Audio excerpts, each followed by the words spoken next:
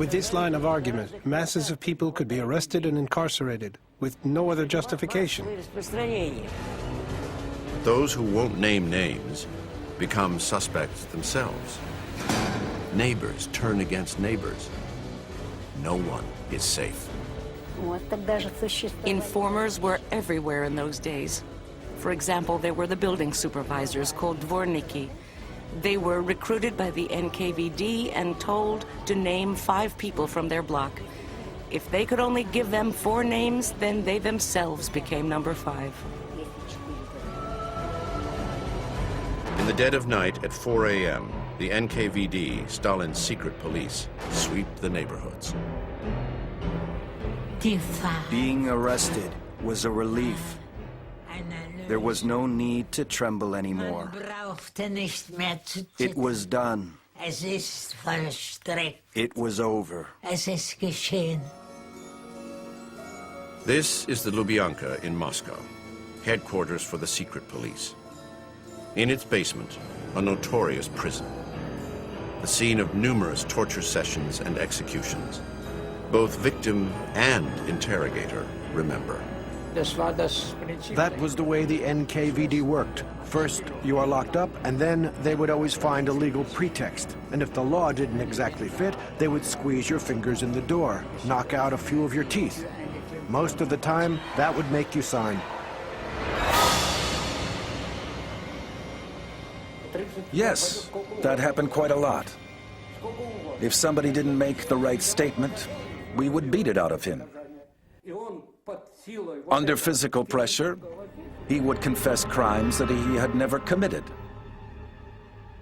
You have to understand, I'm an interrogator. I cannot put my arm around your shoulder, compliment you, or have a nice chat. No, I have to get everything out of you that you are being accused of.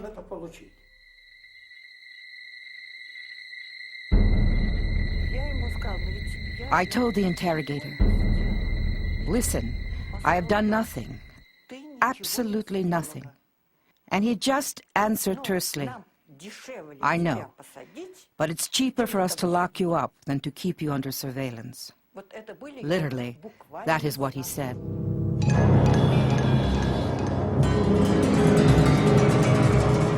Whole sectors of society simply disappear. Stalin's infamous purges sweep the nation.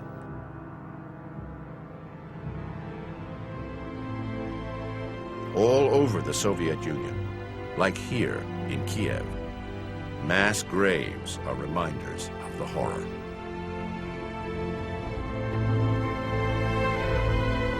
Purge in Russian means chistka. Chistka is cleaning up. If you were going to clean the cupboard in your house, you would be performing a chistka. But his chistka affected millions. In 1937 alone, over 900,000 people were arrested. And these were not all the people who were arrested. These were just party members who were arrested. Of them, 300,000 were shot outright. Just, after a 10 or 15-minute trial. They were just shot. These troikas would go around, the so-called troikas. They were made up of 3 field judges. And they would go from place to place, and you would bring somebody to the troika, and they would hear the charges, and the prisoner would say, I'm not guilty, and then they'd shoot him. It was as simple as this. During a 2-year period, more than 1.5 million people are killed nationwide. Known as the Great Terror, it is a meticulously organized mass extermination. Former monasteries become preferred locations for murder. Even the smallest village must meet its quota. Just like the production quota for timber, the quota for extermination was overfulfilled, especially among the country's elite. That was absolutely typical for Stalin's type of terror.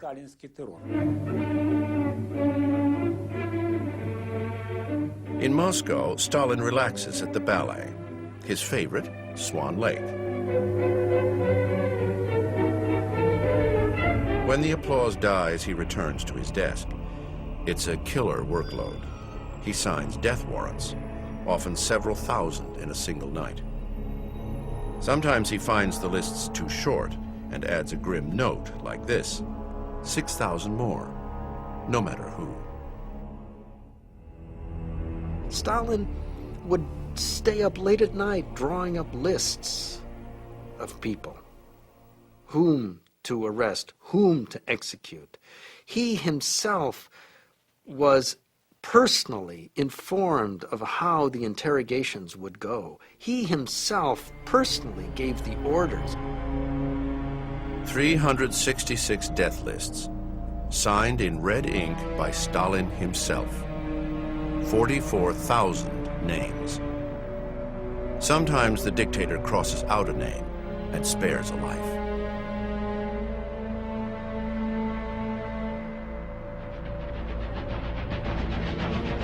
Those not executed are deported to the Gulag in Siberia, in cattle cars, under horrible conditions.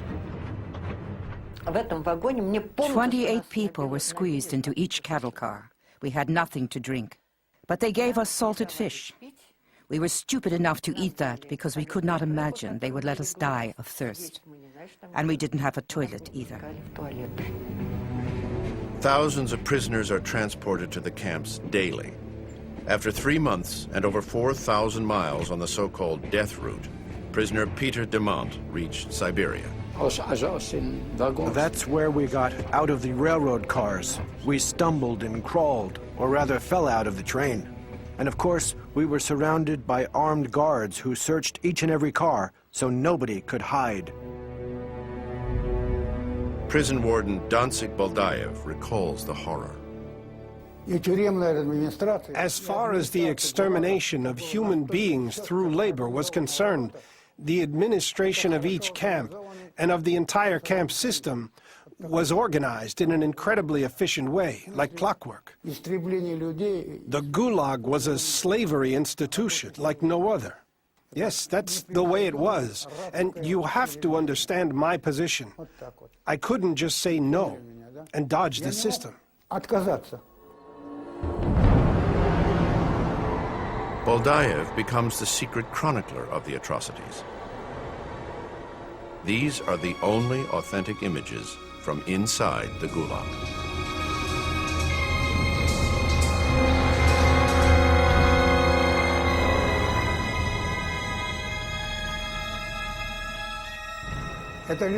It was a cannibalistic system, literally. It devoured human beings. The life of the individual was worth nothing, absolutely nothing. The whole system was built on nothing but violence, blood, and a mountain of corpses.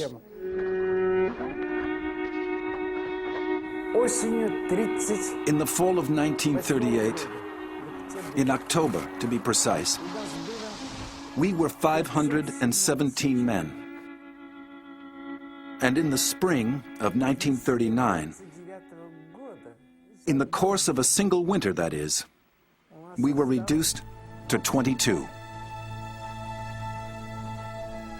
Here at the edge of the Arctic Circle, millions of convicts had to dig for gold in a gulag named Kolyma. Russians whisper, Kolyma значит śmierć. Kolyma means death. It is a blood-curdling word, like nothing else. Like nothing else, it stands for suffering, misery, death, and human tragedy. By its second year, the death rate in this gulag is nearly 100%. They always transported as many prisoners to Kolyma as they needed. 100% of what the camp commanders requested was delivered, every year. For that reason, they did not mind masses of people freezing to death, or starving to death, or dying in other ways. They knew those who died were replaced.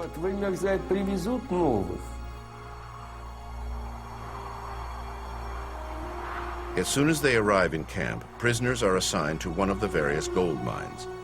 Their quota? A staggering 100 carts of rock per shift per prisoner. Backbreaking labor to support Stalin's new industrial Russia. Wenn man die If you stayed well below your quota, stark unterbietet, das heißt, wenn man that is, if you delivered only 70, 80, 40, 50 cartloads per day, you were not allowed to return to the camp. 200 Gramm, das ist You received only 7 ounces of bread, the punishment ration, plus half a herring. And then came the next shift, the night shift, and you were assigned to the night shift. And if you did not come up with your cartloads again, you had to stay out again and had to work a third shift. Du kannst das dritte Mal arbeiten. And perhaps the greatest irony of all, thousands of prisoners write letters to Stalin, desperately seeking help from the very man who has ordered their imprisonment. All our hope rested on Stalin. We really believed that all this happened without his knowledge. We were firmly convinced that he was a saint, the most holy one, the only one who could possibly save us. We all revered him and worshipped him like a god. Yes, we believed Stalin was the Almighty.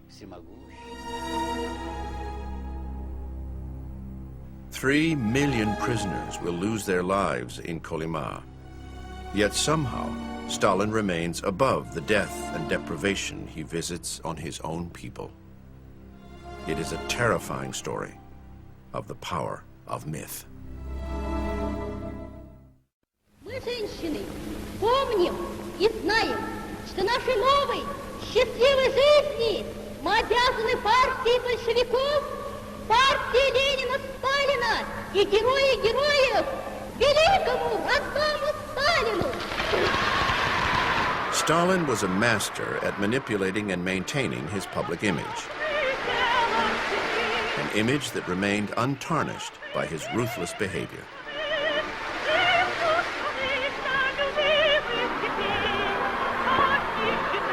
Stalin was a man of the people. Or that is to say, that is one face of Joseph Stalin, and that was one that he cultivated very, very carefully.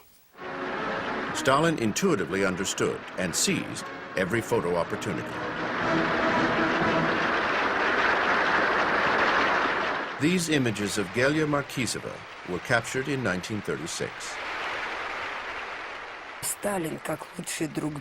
Stalin as the best friend of children. Now this wasn't very familiar. But now there was an illustration to prove that Stalin loved children. Stalin used this photo with Gelia to portray himself as the father of Russia. But Gelia's father, a party official from Siberia, would become a target. My mother greeted me and said, "Papa has been arrested, but don't worry, he's not an enemy of the people. They'll soon release him." Stalin's henchmen claimed the girl's father was a Japanese spy. He was executed by firing squad. He didn't come back. So that's how my happy life, my happy childhood came to an end. Где нужна всесторонняя ориентация и всесторонний учет всех плюсов и всех минусов. Каким был Ленин? In public appearances, Stalin carefully burnished that image of the benevolent patriarch, the calm and self-confident leader. Чтобы они были также правдивы и честны, каким был Ленин. His speeches were recorded on gramophone records. They transported Stalin the man, his message, and the power of his myth to the most remote corners of the country. It was all a beautiful illusion.